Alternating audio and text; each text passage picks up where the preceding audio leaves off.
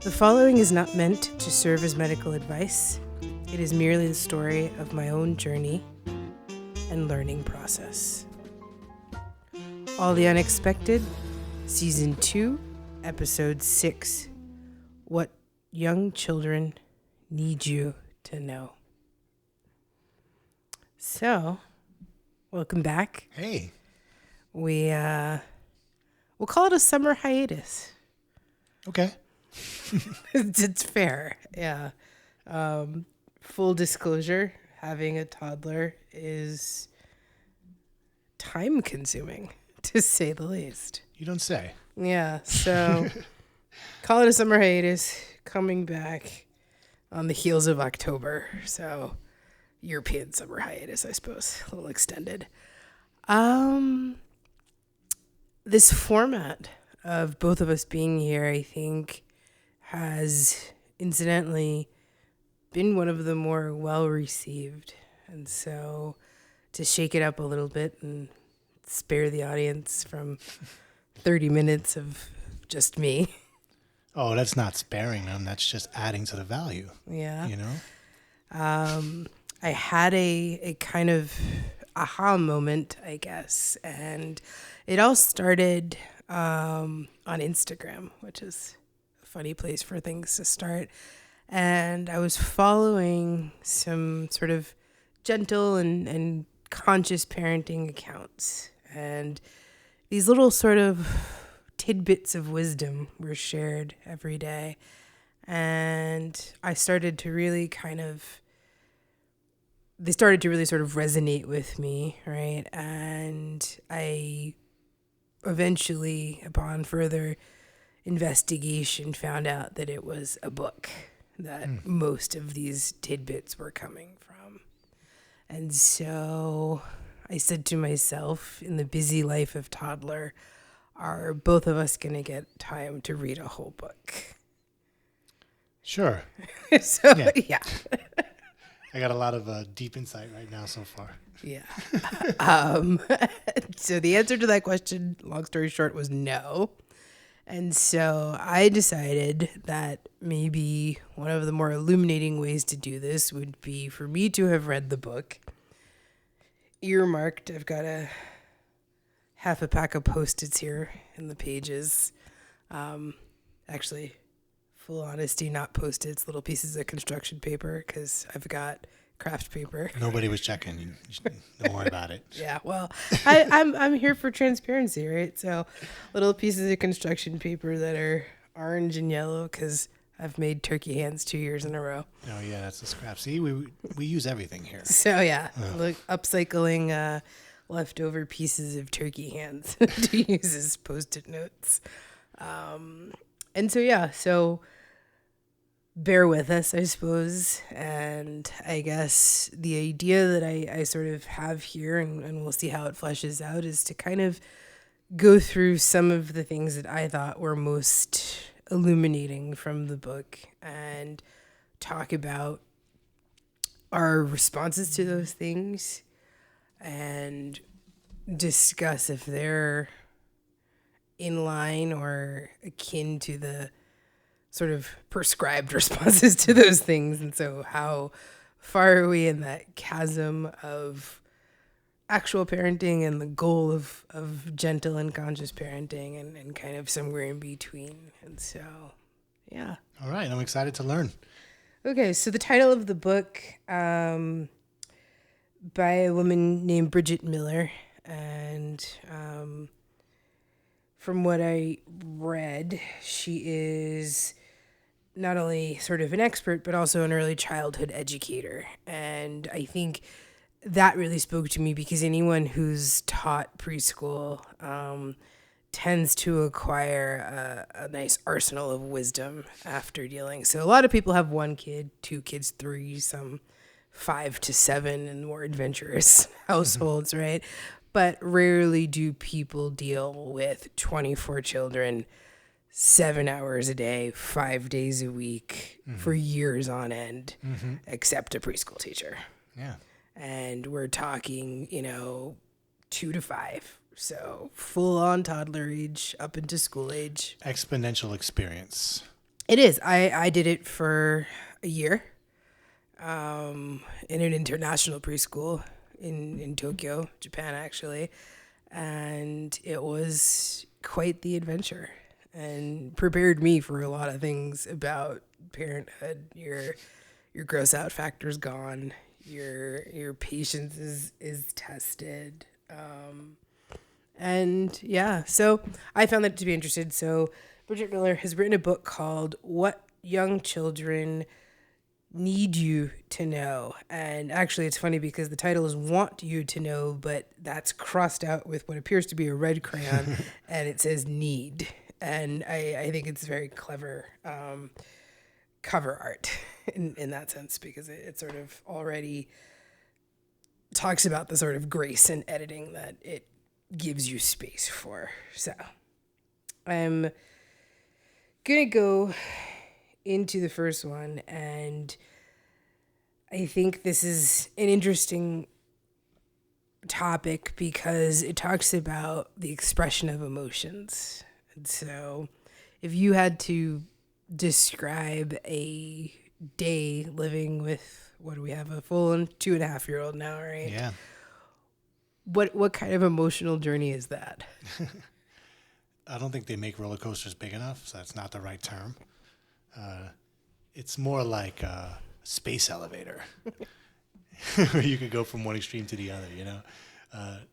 Is that the ride where you like go to the top and then it drops No, you? I'm talking about a real life space elevator. Like you go to space Okay. in like a vertical. Oh, okay. Because I don't know. Like futuristic style. Yeah. Well, you tend to be more like great adventure savvy than me, so I thought it was like some ride that I missed. It's a good. You might have to put a little patent on that name right now. The space elevator. Space elevator. Yeah. I feel like isn't that the thing that's round and it goes to the top and then it drops? Is that what it's called? It's a space needle. No. It's the shape of it. So okay, I'm confounding things, which is Nonetheless. It's as extreme as you can get. I mean, just even this morning, I think she woke up and generally in a good mood and very happy. But this morning it wasn't the case, because she woke up and, would you believe it? Her pants weren't touching her socks. And it was just complete hysteria because she couldn't pull her socks up far enough to touch her pants, because I think her, I don't know what she was doing the night before, but it was enraging to her. And then the second of you walked in the room beautifully enough and recognized what she actually was screaming about, because it was a little incoherent for me to try to, I'm getting her a bottle, I'm getting her a blanket, I'm trying to like, do you need a diaper change? I don't know what's going on. And then you were like, no, it's the socks. Yeah. And then she was completely smitten after that. So, like first thing in the morning, having an emotional, roller coaster like that is something that is quite common in toddlerhood. 7:17 this morning, but who was looking at the clock? Oh, that's a good one. That's a good morning. So, yeah, the sun was slightly up, although as we get closer into winter, that'll stop being the case. So, yeah, pretty good description. And this is one of the earlier chapters in the book. And the title of this chapter is I Need to Express All of My Emotions. And it really highlights that the wherewithal and the life experience that tells you I might not need to scream because my socks aren't touching my pants, right, is literally not there. And kind of taking a step back and saying, right, they lack the ability to discern the severity of the situation. And when you literally kind of look at it that way, it allows you to have more grace, because you're not talking about somebody 40 years of age unable to say, oh, wait, it's not so serious. My pants aren't touching my socks. You're talking about the completely undeveloped mind of a child who at this moment, this is the most serious and tragic thing that has ever happened. That full emotional wave is there. And when I read through this and I kind of thought about this, it really resonated with me, and I want to just read a quote and get your thought on it. And so it says, "In every interaction, we get to choose. Provide the room for children to express their thoughts and feelings openly with us, or attempt to change how they're feeling by trying to get to see them to see things our way." So basically, we'd be putting a lot of our preconceptions on the child and getting upset at them because we don't realize they don't have the power, the comprehension capacity to, or experience and to make those kinds of judgment calls on their emotions. Exactly. And so we're superimposing this adult discernment, wisdom, life experience, perception on someone who's got, like 26 months of life experience. Yeah, but they have the capacity of all the range of emotions. That's the key of this, and that's the key. So imagine you've got the full human set of emotions in all their intensity, all of the rage, all of the joy, all of the sadness, all of that, but zero experience as to how to manage them. Yeah. I'd be overwhelmed all day. Yeah. Yeah, but that's, it's interesting because, like, you can't really get mad at them or upset at them for being upset, even though the emotional energy that's, like, heightens your energy, that's not actually fair. Yeah. And so the quote sort of continues, and I think it's very important because it says, when we try to get them to see things our way, right, it's an effort to control the situation because there's a natural human emotion to say, I'm the parent, I should be controlling this, right? But, and now I'll continue the quote, it says, "What's lacking in this flawed approach is the understanding that young children are not yet developmentally capable of considering our viewpoint at the same time as they are holding their own." Yeah. So literally, we're saying they are incapable of the simultaneous action of saying, I feel this way and you feel this way. It's just, you're talking about literal developmentally unable to hold two opposing viewpoints. Yeah. And it makes sense when you sit and think about it, but I guess, once again, just projecting all your adult stuff and assuming so much, you don't even stop to think about that possibility. And it actually makes you less angry if you think about it that way. It's like your emotions suddenly flip when you realize it's something they can't control. And then instead of you assuming that they're doing something to you, there's something happening more to them that's like an existential, like, life or death thing, even though it's not really that way. That's the way it feels for them. They can't discern that that's not the case. And the more you deal with children of all ages, because this developmental incapability of kind of that adult discernment continues, I will promise you, well through high school, right? So as someone who's taught middle school, when you've got someone who tells you the world has ended today because Johnny is taking someone else to the dance, right? You have a hard time relating to it, but we can kind of at least remember when we were 12, right? It's a little bit more possible, and you're like, wow, yeah, things were that serious, but we don't really remember to, right? And so it's a little bit harder to go back to that state, but it's, to me, it is almost relieving, right? When you're like, wow, okay, it's not actually intentional on their part. It's not actually manipulative on their part, right? Yeah. And so, yeah, that's exactly. I mean, that's once you understand that, I guess that's the first conclusion I came to. I guess before you even read the quote, it's yeah. And it says, and I think she kind of finishes the thought with saying, anytime we rush in to reason with or admonish young children for getting upset, we're putting our need to quiet and control them ahead of their need to be heard. Yeah, fair enough. Even if it happens in the middle of a pharmacy or grocery store. Yeah. I laugh because we had a small run-in in the Walgreens yesterday. Yeah. And it was a lovely combination of, no, today is not someone's birthday, so we're not buying a balloon.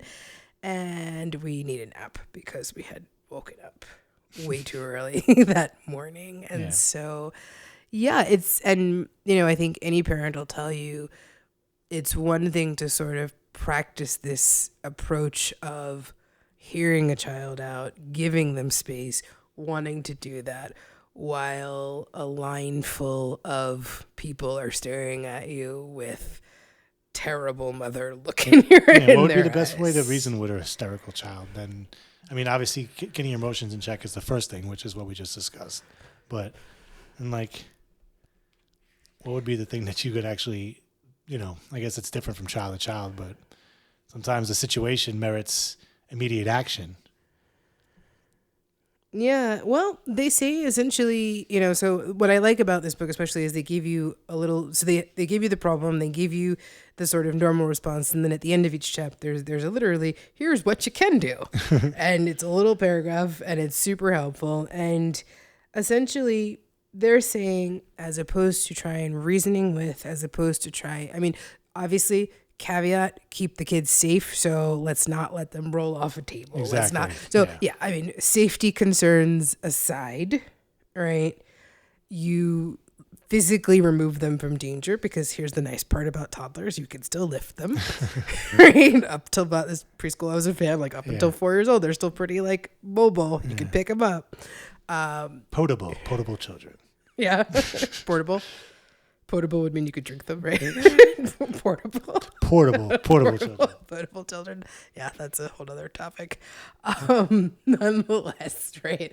So, they're still, they're awfully portable. They can, fit in small sacks. Don't recommend that either. But the point being, right, you remove them from danger. Obviously, that goes without saying. But, we've got safety labels that tell you don't put a bag on your head. So some things probably should still be said, right? Careful, coffee's hot. Yeah, right. So, well, hey, it cost them what, $30 million? So, nonetheless, you remove them from safety, but you also resist the urge to try and teach a lesson in that moment. You resist the urge to admonish them. So this is not that serious. Don't be crying. I could give you a reason to cry. All of those statements that most of us heard while we were growing up, probably not a good plan in this situation. So what you do is you express empathy, and like, in that moment, I said, okay, I'm going to pick you up and take you off the floor of Walgreens.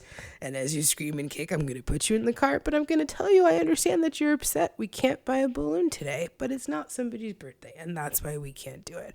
But guess what? We've got a whole bunch of balloons at home.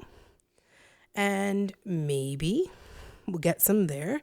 In the meantime, you want a sticker? Oh, sticker. The tears stopped. And we got a sticker. So a lot of people would have looked at that as, oh, you're just spoiling the child. You're encouraging this bad behavior. No, I showed empathy. I said, I understand why you would be really upset. Mm-hmm. Why can we not buy a $4 balloon every time we go into Walgreens? Like, that seems ridiculous in your world. What kind of show are you running, Mom? Right? But no, we can't. But here's an alternative. Here's me understanding how you're feeling. Here's me listening to you. And here's me giving something else that I know you like that I've got a pack of in my bag for this reason. That's the what you do. Redirect them to something else that they enjoy. Show empathy. Because part of it is saying, I'm not going to invalidate your feelings. Because they are valid. In that moment, that was a terrible slight. I wanted a balloon. You said no, Mom. Like, that's terrible. This is, the worst place in the world. What are we doing, right? Everything spiraled on top of being tired. So, you got a further spiral. And in that moment, for someone to say to you, oh, stop feeling this way. Doesn't matter. Let me give you a real reason to cry, right? Is invalidating it, and eventually in the long run will lead to a child that doesn't stop feeling these emotions, but rather stops expressing them. We're trying to avoid that. Yeah, That's a beautiful way to set it. Beautifully said, I mean. Yeah, she says it somewhere in the book too, so I'm not going to take full credit for that. But I think that that's, to me, a kind of really good segue to this next part. And this next part actually talks about, next title of this chapter is lots of things are a big deal to me. And here's another one of these moments. It's a very related idea because we have to sort of break that paradigm of being the one that decides what a big deal is. Why? Once again, because our notion, our perception of the gravity of a situation, right, has no relevance. We're not two, right? We've had a whole lifetime to figure out that, not getting the red plate with breakfast might not be as serious as totaling the car, But at 2, there's no perspective in that, and I think that's a really important thing to sort of remember.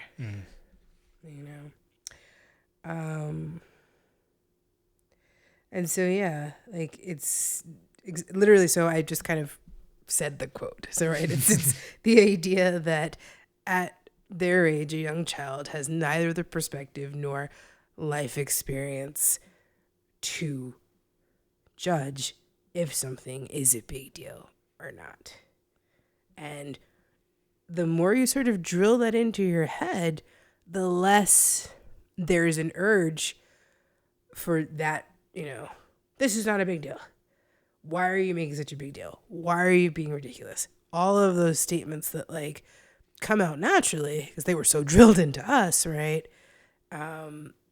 Start to carry less weight. Yeah, it's that knowledge of that, like the understanding of that being true transforms anger into empathy. Yeah. So, in the here's what you can do for this chapter, she says, what they need most is to have you make room for their big feelings because they cannot see the situation any other way. They will someday, just not today. And that perspective of this is not forever, I think is really important in all stages of parenting, right? So when we had a 3-month-old who needed to eat every hour and a half and then be held for an hour in order to sleep, it felt like it would never end. Right? Yeah. And we said, how are we going to do this forever? Because in that instance, this felt like forever. Fast forward, right? You've got a toddler that will sleep an 8-hour stretch at a time. Yeah. Right? We made it through. Yeah. And you don't even realize it. Turn around and you're like, what happened to those times where she needed me all the time to hold her? Yeah. And then we're sitting here, with complete rose glasses about the past. Yeah. Where'd the baby's gone? Yeah. Nobody's so small anymore. And meanwhile, in the middle of the night, you're like groaning because it's 4 a.m. and it's a screaming baby. And you miss them as soon as they're gone. Yeah. And it goes fast. Yeah. And so that's the perspective that we can have, right? As adults, of being like, this is not forever. Yeah. Not going to have the space needle or whatever space elevator. Space elevator. And I'm going to animate that. You'll see. The space elevator. Yeah. Okay. So it's a thing. It's theoretical. Oh, okay. So this is not a real thing. This is okay. Yeah. Well, I love it. We'll call back. Space elevator. space elevator. Yeah. You see, you have a space station, and instead of a spaceship going up, you just have an elevator that goes from the ground to the space station. Okay, but we don't actually have one of these yet. No, but imagine. Oh, okay. So this imagine how fast and how far you'd go, like in a short amount of time. That's what the toddler's emotions are like. Okay, no. I'm hip to the metaphor now. This is the point, but you understand my confusion in the sense of not actually understanding that we were talking about a theoretical. Well, it's device. it's totally fair for me to use a theoretical thing to as an analogy. That's no one's denying that. It was more just. no, I'm kidding. I should have used a better example. I hate to think that anyone thinks I'm not on board with the space elevator thing. I'm totally on board with the space elevator thing. It's more of just me trying to picture it and thinking I didn't know something existed, and then feeling like, wait, is this like something great adventure that I've never seen before? So now we're on the same page. It is a theoretical. It should be something a great adventure. I mean, everything in Star Trek should be real too, but like, I digress, right? Where's my replicator? I've got to make dinner soon. True. Yeah. So nonetheless, but that's a whole very separate topic. Okay,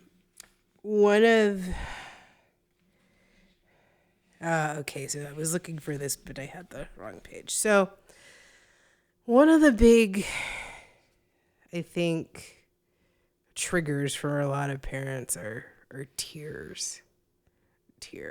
And I think we've all heard the, I'll give you something to really cry about. Yeah, like in the 80s, 70s, 60s, And probably 90s. Yeah, most all parenting generations before this one that's deciding to do things a little differently. Yeah, it's not PC anymore. Which is a good thing. Yeah, probably one of the few things that isn't that we could do away with. Digress again, but nonetheless, right? We're sort of moving past this in some circles. Let's be fair, but there's still this triggering thing about tears, right? Mm-hmm. And what I found that was interesting was this idea that tears are actually the final step. Stay with me here. So when we get 0 to 60 and waterworks, mm-hmm. our response is like, how did we just get to tears? Right? And are you just turning them on and this is crazy sauce because, I took away an empty bowl and now you've lost it, right?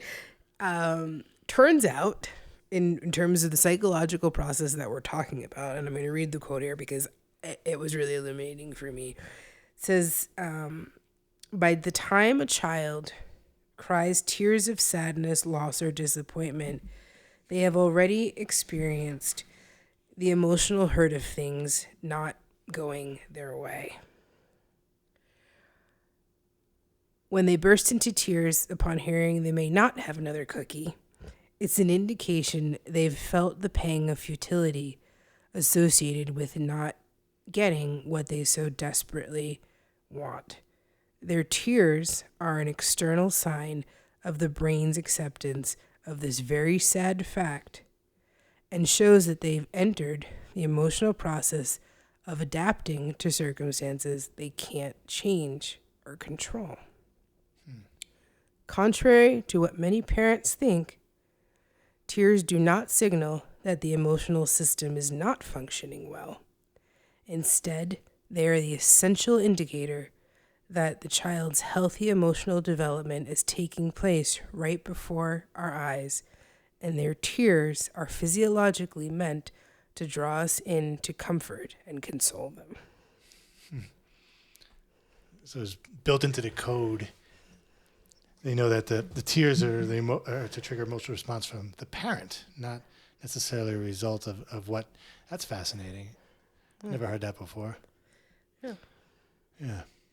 Super illuminating, right? Like in the sense that, so as opposed to just thinking that, okay, we've gone from 0 to 60, it's this completely, forced and manipulative, quote unquote, action, cry to get what I want. Yeah. It's not actually. It's literally the brain's function of accepting futility and showing the sadness as a result of that. It's a very sort of deep process, actually.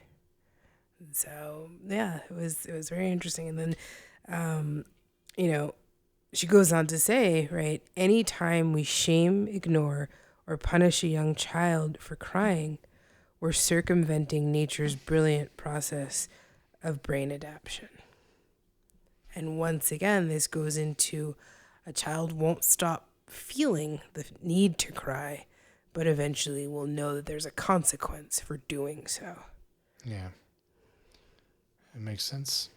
That's part of the whole development of controlling your emotions. It's another thing. It's like holding back tears, or in the sad case, being fearful of shedding tears, which is, like, I'm sure a lot of people listening probably grew up, being fearful of shedding tears or doing something wrong, and it's not the right approach. There's another way to get the positive result and not damage the kid for, it's funny. You think about a lot of the things that you thought were normal, and then when you realize there's the psychology behind it, and then you start to be like, wait, that's what happened to me. That's why I'm doing, and it's just like this whole cascade thing of cyclical, in a way, abuse. Yeah. But in another way, just mishandling of emotions, like with a positive intentions. So it makes you reflect a lot about how to, not necessarily like what I'm doing now, but like what's happened to me as a kid. It's really funny. Yeah, well, that's I think part of the vein of a lot of what is being said in the book is a lot of these situations are a lot less about your child and a lot more about your response to your child. Yeah.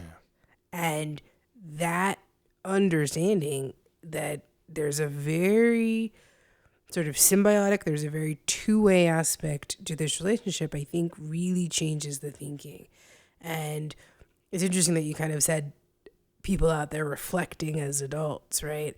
So, pro tip, suppressing emotions is not controlling emotions, is not healthy emotional development, right? So we have to sort of, derail that thought train, because that thought train of saying, well, I don't cry, I don't get angry, I don't get sad, I don't feel, okay, great. Yes, no, you do actually feel all those things, because this is to be human and not an android, right? We do actually feel all these emotions. We've just been taught to suppress them year after year after year until you arrive at an adult who's very good at suppressing emotions. And guess what?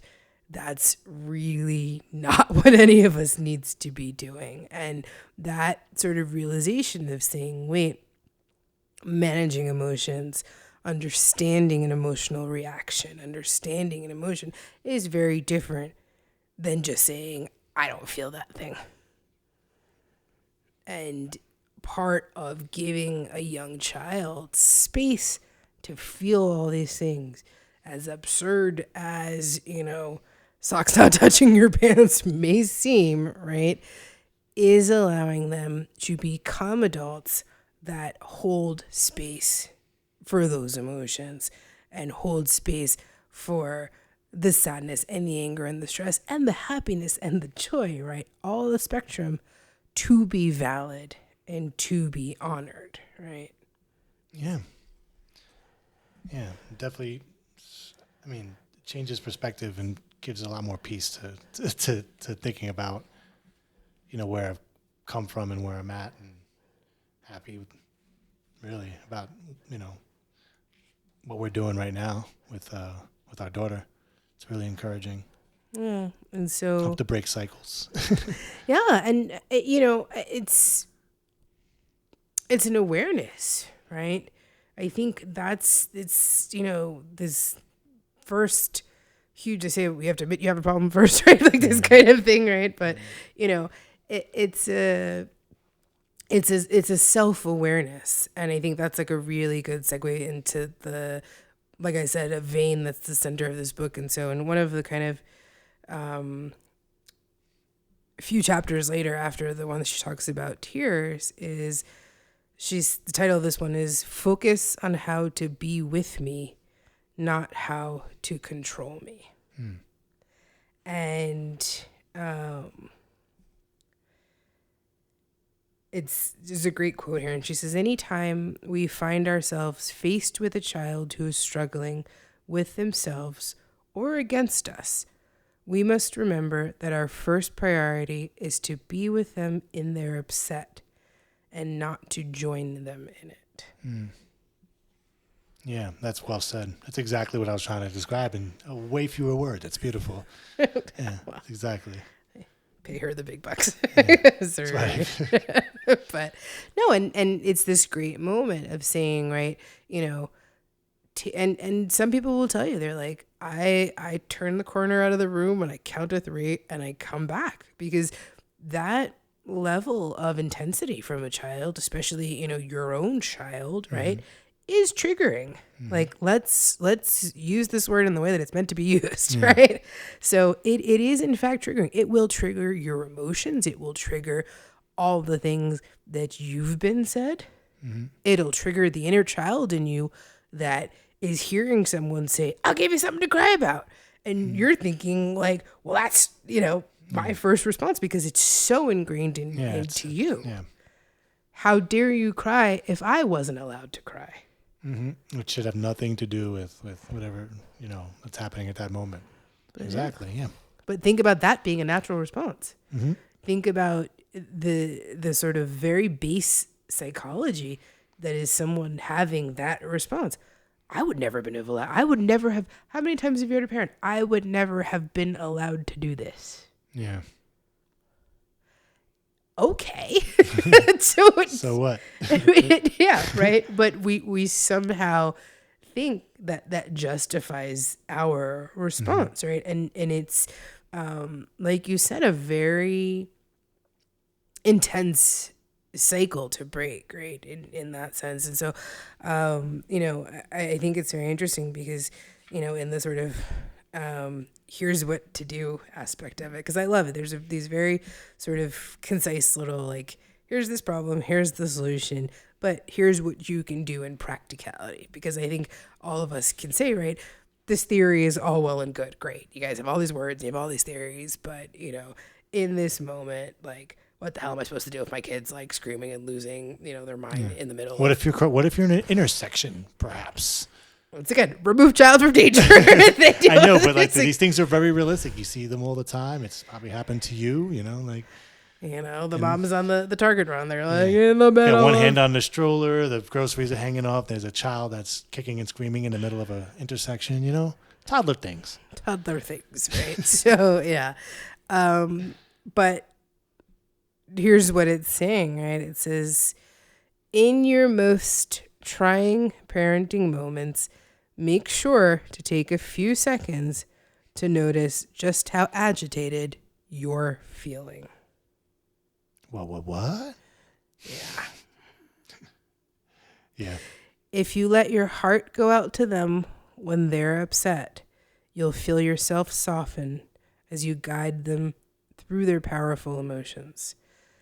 Being there with them, rather than trying to do something to them, you'll find what serves and supports them best during their most difficult moments. Yeah. Channeling your empathy the right way, instead of it feeling what they're feeling and getting upset yourself where you're reacting to them. You could feel their feeling and be in their shoes and thus know how to diffuse. Yeah, well, it's I think allowing the empathy, right? Yeah. And allowing the empathy without the sort of guilt trip that it comes with, right? Saying, oh, well, you're coddling them, you're spoiling them, they're going to never learn, right? Mm-hmm. They're going to be crybabies, right? They're going to, all these different things. First of all, crybaby, yes, they're babies. Like, they should cry. You know, it's not just, it's kind of an insane phrase to begin with, right? Like, oh, you're a crybaby. Cool, you're 3. Like, you're still a baby. You're all of, like, 36 months out of the womb. Like, let's have some perspective on this whole thing, right? And allow them space to still literally be babies to a certain extent, right? So, you know, there's that, right? But also in doing so, know that your perception of it doesn't really have a place here, because this is not the time. So I think that's a really important distinction here. This is not the time in the intensity of this emotional crisis to teach a lesson. Yeah. There's no space for it, right? Because how is that going to help? Yeah, it's not going to get through anyway. Yeah. It's not even a point to try and teach a lesson. It doesn't even work with adults. Why would it work with a toddler? Yeah, right? You ever try to calm down your wife while she's upset and tell her to calm down, or try to explain something? I mean, most Vice men, versa. Yeah, most men don't have sort of suicidal Yeah. tendencies, right? You got to learn the hard way sometimes, you know? But yeah, so exactly, because there's a kind of, and here's where the actual sort of sciencey part comes in, and I'm definitely no scientist. I subbed to biology last week though. So, Oh, you know it all now. yeah, I feel very much like an expert.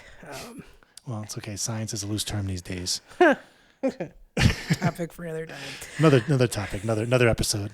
But so, there's a literal stopgap in the brain, and it's even less developed in a child of the ability to simultaneously feel intense emotion and also imply rational, logistical, sort of ordered thought, as it be, right? I don't left, right. Don't ask me which sides of the brains we're talking about here. But point being, right, there is an actual like physiological stopgap in the sense of, can you feel such emotional intensity and also fully have rational, logical thought at the same time? I'm pretty sure the answer is no. No. And so that understanding of trying to sort of impose your logic in a child's state of emotional distress is really very more self-defeating than anything else, right? Yeah, I'll stir up the frustration too, because you're not getting anywhere, and then that makes you even more emotional in a negative way. Yeah, and so it's, to me, a very good segue to one of the chapters that comes later in the book, and she entitles it, "How You Respond to Me Has More to Do with You Than Me." Okay. And so she kind of talks about really, your own emotional states going to impact how you respond. Like, shouldn't be rocket science. Yeah. Right? But once again, do we also, even as fully formed adults, have the wherewithal to employ these logical truths that we know about children in our own heightened emotional state? Right? Do we even see ourselves having this response, having a tone, raising our voice, being short? No, because we're actually, as a result of their emotions, having our own triggered. Yep. Right? And so she says, there's no question that their behavior impacts our mood. But more often than we realize, it is our general underlying emotional state that sets the stage for how we respond to them.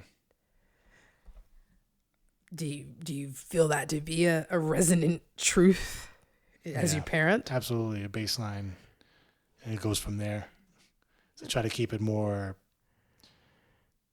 Just try to start from a lower level, and don't let it amplify something that you're feeling already that's bad. Well, and there's a recognition in this whole thing of our own humanity and limitations. Yeah. She sort of goes on to say in this chapter, at the end of the day, and you've been doing this all day, and you're frustrated, and you're tired, and you're hungry too, and you're feeling all these things, that's going to influence it. Yeah. But the self-awareness with regard to, oh, wait, maybe I'm feeling a certain way, how is that informing my relationship, is a key in being able to sort of take that step back. Yeah, and you've kind of describing people doing for themselves what they sometimes need other people paid professionals to help them do emotionally within themselves before even dealing with the child. It's a lot of introspection and a lot of awareness, but it's necessary if you want to raise a healthy child. Well, and it's funny that you say that, because in the sort of here's what to do at the end of this chapter, she leaves space for that. And she says, it's natural that if you're feeling, frustrated or angry, that you're gonna, have that inputting or have that influence your response to your child. But she really does have the caveat, and she goes, if you're struggling with these things, consider seeking support. Yeah. Consider seeking professional help. And it comes in many different ways. Mm-hmm. Some people just need a mom group so that they're like, wait, I'm not the only person who got yelled at for the wrong color cup today. Yeah. Right?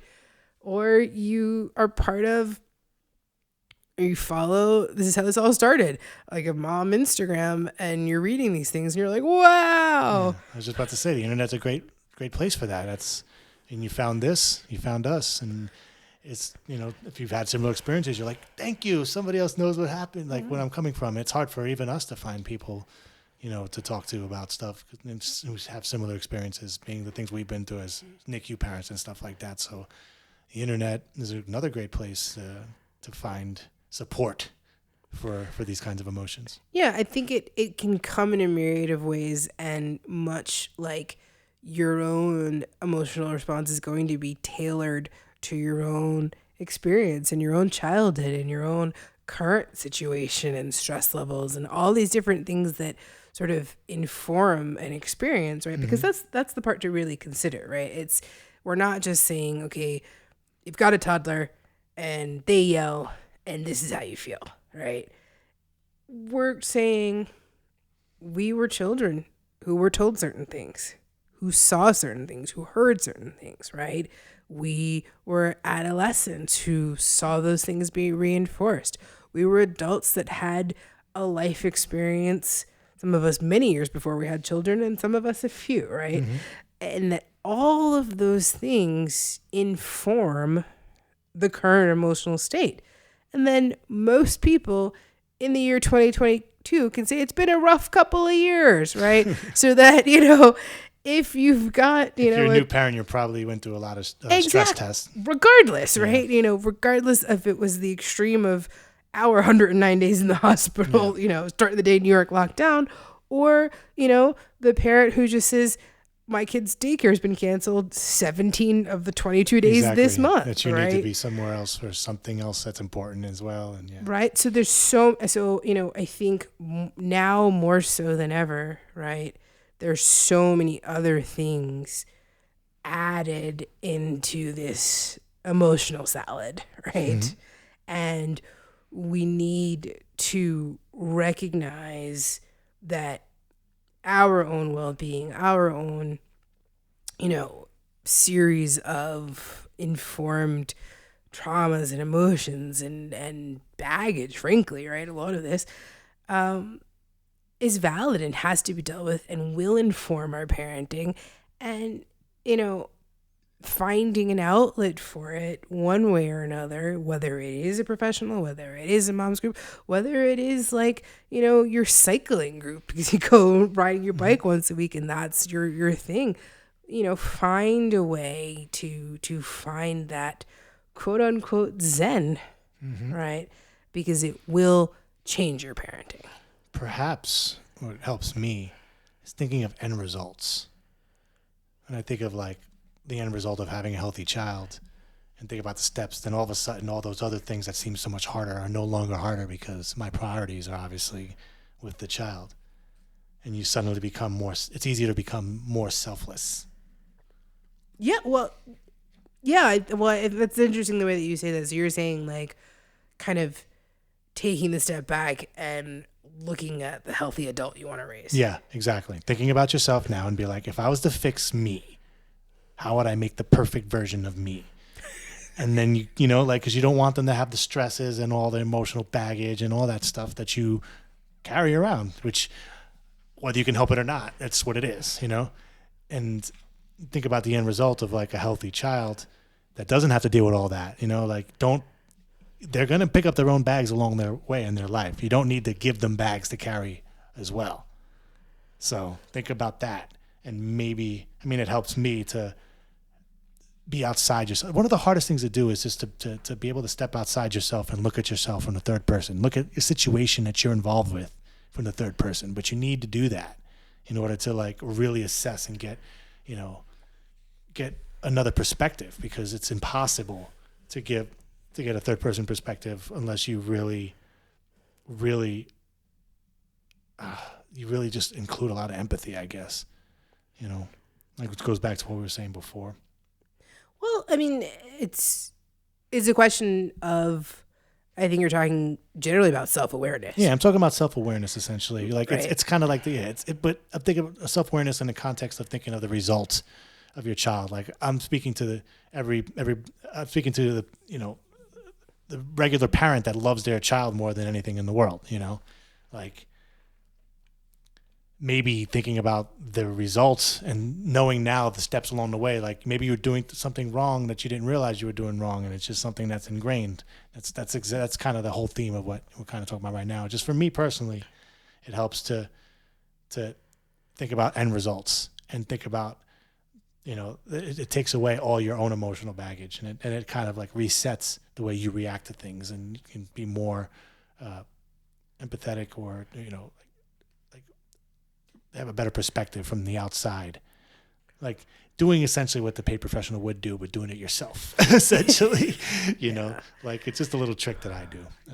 So once again, not medical advice, not telling anyone not to see a paid professional. Of course, but just you can't all the time, and like no, and in the some reality, people don't want to. No, completely. I'm being slightly facetious, but absolutely. Nonetheless, but I think that's a really important point that you make, though, because there's a moment, right, in self-awareness, right, that allows you to kind of register all of the different things, right? So it becomes a question of us doing things without necessarily maybe realizing we're even doing them, right? Because the emotional response, our ingrained feeling about something, all of that is second nature because it is what we've been accustomed to doing, right? So that there's a moment where you may not realize you're snapping at someone. You might not realize that, your instinct is to say like, well, I wouldn't have been able to do that, right? Or your instinct is to say like, well, this is not worth tears, right? All these things, because they're so ingrained, and it's really important, I think, to not take it as so negative. It's not a criticism of self. It's an awareness. It's an awareness of fact, right? And one of the beautiful parts about this, I think, is in this awareness, we have the ability to heal that inner child. And that's really important, because there's this sense of like, all right, well, I'm 40 years old. Life is done. I'm messed up. You know what? We'll start again. Try with my kid. Yeah. No, because it is self-improvement, self-care is part of having that dialogue with an inner child that is hurting in some senses, that is scarred in other ways, that is, still processing all of these things, because that part of you is still there. And understanding that by healing that in self, and part of that healing as a parent can be, I'm going to do things differently. I'm going to recognize that in my child, right? I read something years ago before becoming a parent, and they're saying, can we normalize parenting goals as raising a child who doesn't need to recover from their childhood? Right? Yeah. And, I'm all like, put the poster on the wall, right? Like, could we do that? Because it's so important. And it's so important to give that space to both. So give your child the space to feel the emotions, to have the big feelings, to lie down in the middle of Walgreens, as long as it's not an intersection, right? But also give the inner child in self the space to heal and to understand and to, find peace in all of the things that are unsettled. Because in doing that, right? And, it's not about redoing the past, because you can't. That's not what we're saying. And, that's an unfair thing to say, I would change this and change. You can't. We can't change the past. Yeah. Don't use your kid to live out the things you regret or wanted to do or stuff like that. It's not what we're talking about. No. No. We're saying you have to give yourself as much grace as you give your child. Yeah. Because that's important. There you go. That's a great way to say that. I love that. So that one was me. Yeah. But yeah, no, because it's right. It's, to me, that's really what we're saying. And I think that's one of the more beautiful aspects to gentle parenting of me, because it's not just about being gentle with your child, it's about being gentle with yourself. And that's such a beautiful symbiosis, because we often talk about a mother or a father, being born when the child is born. You're not a parent before the child's born, right? Yeah. And so that at the beginning of this journey, you're both starting this journey together, right? You're both at square one. That baby is 0 days old, and you are 0 days old at being a parent, right? Yeah. And understanding that, yes, we're all going to make mistakes, and we're all going to have missteps, and we're all going to sort of not always get it right, because nobody's saying that we're sitting here getting this all right, right? I'll be the first to admit that. But it is saying, guess what? I can learn as they're learning. We can learn together, and we can also heal together. Yeah. Amen. So this is where I'm going to leave this today, because I think there's a lot more to be unpacked in the book. I'm really looking forward to doing a part 2, because part 2, I think, delves a lot more into behavioral things and practical things. And I think it's sort of a very different vein than the kind of emotional things that we were talking today. So I think it's a really good space to sort of compartmentalize these two discussions. But sort of thank you for joining us for part 1. As always, questions, comments, any of the thoughts you may have or be feeling about this topic are welcomed. We can be found on our website at www.alltheunexpected, one word, so www.alltheunexpected.com, or via all your friendly socials, Instagram, Facebook, Twitter, Pinterest now even. Yeah. And, just connect with us there, and would be lovely to see you. So thank you all. And here's to healing and loving and living with our wonderful and always entertaining small children. Give yourself the same grace that you give your child, and you could both be healthy together. I love that. That's what you said. There we go.